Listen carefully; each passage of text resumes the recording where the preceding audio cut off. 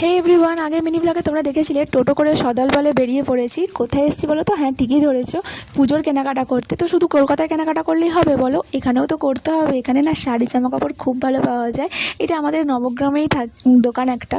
তো এখানে না শাড়ি জামা কাপড় তৈরি হয়, অনেক বড় বড় মেশিনও রয়েছে।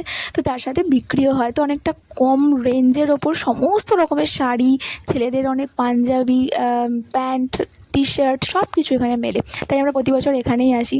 তো বাপের বাড়ির তরফ থেকে এটা শপিংটা করছি। তো শ্বশুরবাড়ির তরফে শপিং কিন্তু কমপ্লিট হয়ে গেছে। আর বাবাকে না এখানে চুপ করে বসিয়ে দিয়েছি। বাবা ভীষণ বিরক্ত হচ্ছিলো। তো বলেছি, তুমি আমাদের এটিএম, তুমি চুপ করে বসে থাকো, জাস্ট আমাদের কেনাকাটা হয়ে গেলে তুমি শুধু পেমেন্ট করে দেবে। সেই নিয়ে কম হাসাহাসি হয়নি। যাই হোক, তো আমরা এখানে সুন্দর সুন্দর শাড়ি দেখে পছন্দ করে একদম ব্যাগ ভর্তি করে একদম টোটোতে উঠে পড়েছি। তো তোমাদের কার কার এই ভিডিওটা ভালো লাগলো আমাকে কিন্তু জানিও। আর কার কার পুজোর শপিং কমপ্লিট হয়েছে সেটাও জানিও। দেখা হবে নেক্সট পার্টে। বাই।